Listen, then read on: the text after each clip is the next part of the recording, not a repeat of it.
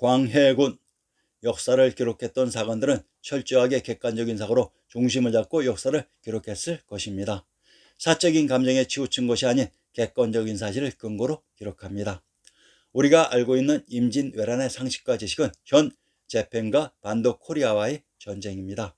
즉 조일전쟁이 맞는 표현입니다. 그런데 현 재팬 자신들을 포함해서 모든 사서에는 임진왜란으로 기록되어 있습니다. 즉 조선의 영역 안에 있었던 외의 난리라고 합니다. 그런데 어느 누구도 그러면 그 당시 재팬이 코리아의 영토라는 것을 주장하지 않습니다. 대한민국의 국민들은 겉으로 보기에는 똑똑한 것 같지만 모순된 헛똑똑이들로 가득 차 있습니다. 그래서 역사를 잃어버리고 빼앗기는 것입니다. 물론 역사를 빼앗긴 줄도 모르고 있습니다. 세자 책봉. 광해군은 1575년 선주와 후궁 공빈 김씨 사이에 둘째 아들로 태어났다. 이름은 혼이다. 공빈 김씨는 임해군과 광해군 두 아들을 낳고 일찍 세상을 떠났다. 임해군과 광해군은 자식이 없던 의인 황후의 손에 자랐다. 조정에서는 일찍부터 세자를 세우는 일이 논의되었다. 그러나 선조는 적자가 없는 상황에서 세자를 옹립하는 일 자체를 꺼려했다. 더구나 선조가 총애하는 임빈 김씨와 그의 아들 신성군을 없애고 광해군을 세자로 세우려는 무리가 있다는 이야기를 듣고는 더욱 불쾌하게 생각했다. 이 일로 서인인 정철이 실각하기도 했다. 선조는 처음부터 광해군을 세자로 삼고 싶은 마음이 없었던 것이다. 그러나 뜻밖의 상황에 광해군을 세자로 만들었다. 임진왜란이 일어나 왕이 도성을 버리고 피난을 가는 초유의 사태가 벌어진 것이다. 세자에 책봉된 광해군은 임진왜란 때 분조를 이끌며 종묘와 사직을 지켰다. 상기에 등장한 임해군, 광해군, 신성군의 봉지를 살펴봅시다. 임해군. 임해군은 조선 중기의 왕자 공신이다. 선조의 장자이며 광해군의 친형 정원군의 이복형이다.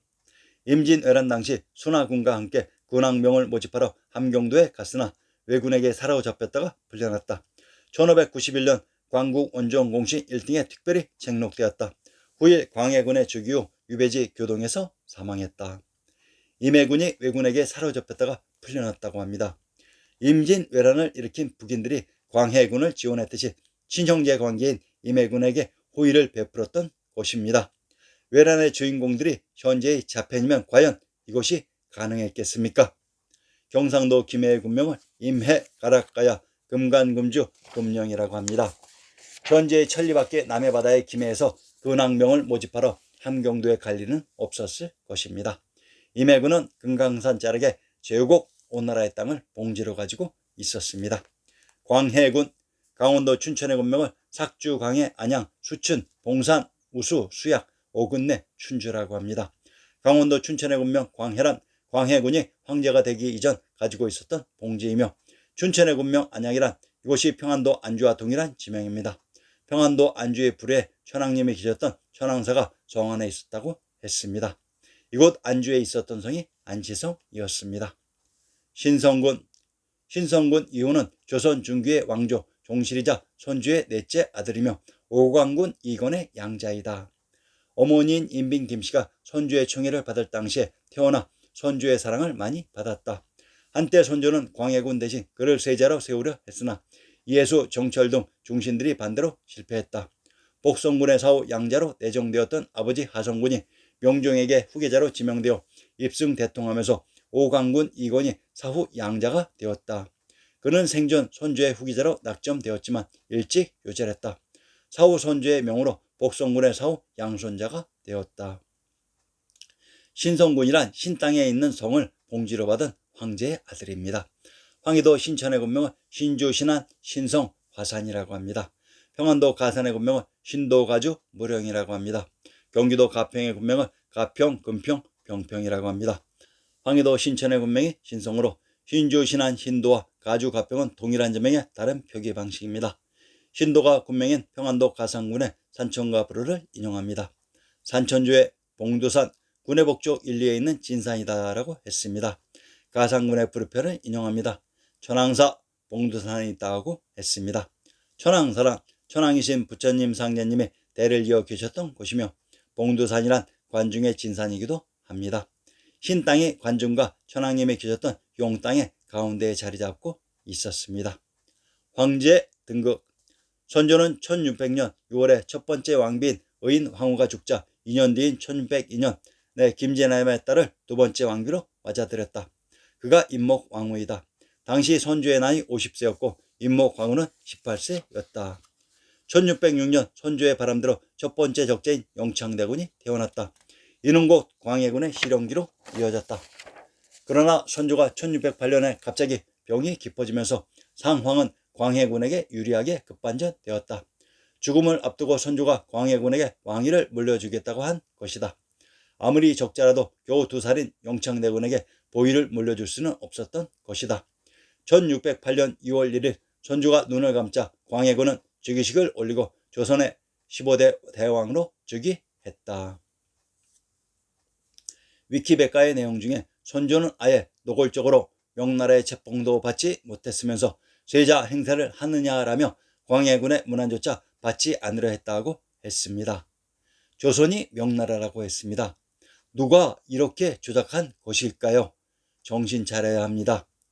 선조대왕의 적자인 영창대군의 봉지를 살펴봅시다.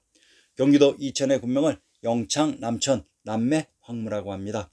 경기도 이천의 군명이 영창으로 경상도, 경주의 고적을 인용합니다.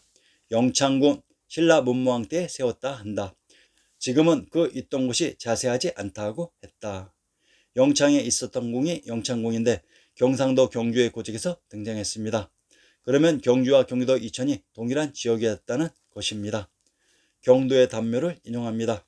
영창전 수강궁 곧 지금의 창경궁에 있었는데 세조의 혼전이다라고 했습니다. 영창에 있는 정각이 영창전인데 그곳이 창경궁에 있었다고 합니다. 경도의 궁궐을 인용합니다. 창경궁, 창덕궁 동쪽에 있다. 옛날에 수강궁의 토로서 송화계묘에 성종이 정의왕후와 인수왕대비와 안순왕후의 상궁을 위해 세우다라고 했습니다. 창경궁이 경도인 서울에 있었는데 창덕궁 동쪽에 있었다고 합니다. 영창대군이 창경궁 주변의 땅을 봉지로 가지고 있었습니다. 경기도 이천의 군명 남천은 남양 남원에 있었던 하천으로 남원의 군명 용성은 천황님이 계셨던 곳의 지명이라고 했습니다. 임목 대비. 광해군 즉위 후 대북 일파는 영창대군을 제거하기 위한 계략을 꾸미기에 이르렀다. 빌미가 된 것은 1613년에 일어난 칠세의 옥이었다. 영창대군은 서인으로 강등된 데 이어 강화로 유폐되었다. 당시 영창대군의 나이는 겨우 8살이었다. 1614년 영창대군은 아궁이에 불을 지펴 펄펄 끓는 밀실에 갇혀 질식해 죽고 말았다.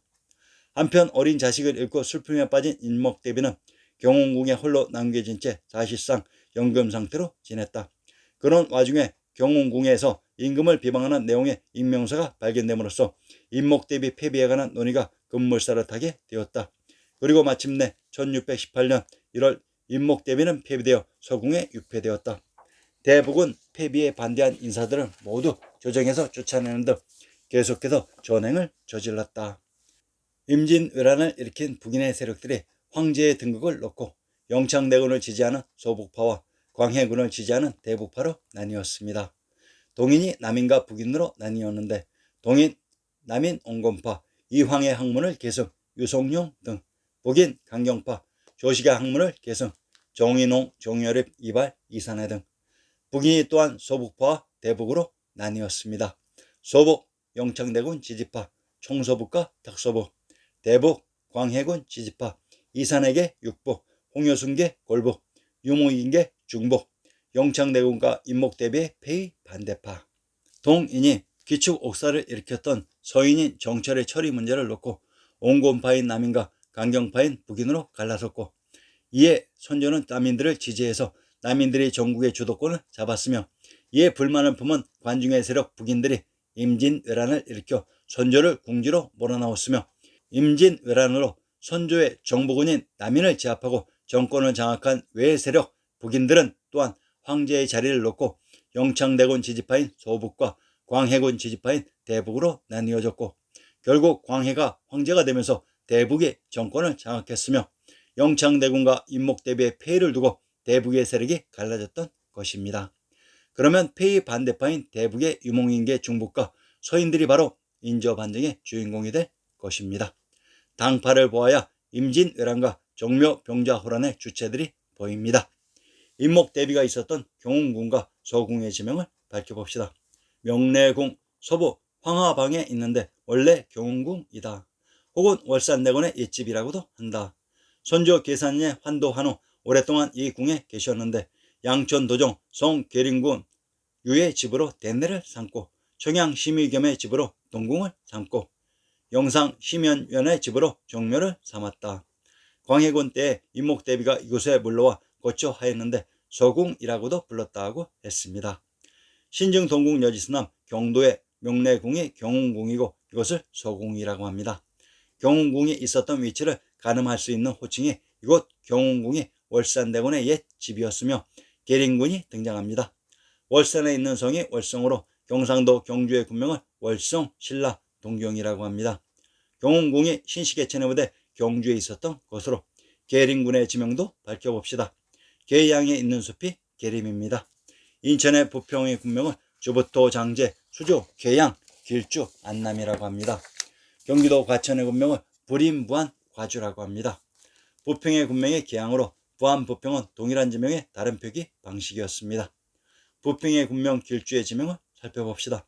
함경도 길성의 군명을 해양 길주 웅성이라고 합니다. 경상도 안동의 군명은 길주 복주 하산 창녕이라고 합니다. 경상도 창녕의 군명은 하성 하산이라고 합니다. 장기는 길주와 창녕의 군명이 중복되는 동일한 지역으로 창녕의 군명 하란 황제국 하나라가 있었던 천조가 있었던 곳의 지명이라고 했습니다. 제가 몇 회에 걸쳐 당파의 계보를 계속 보여드리는 이유는 역사는 연속성입니다. 당파의 계보를 보면 다음 회에 있을 인조대왕 반정의 주체 세력이 누구인지 보이기 때문입니다.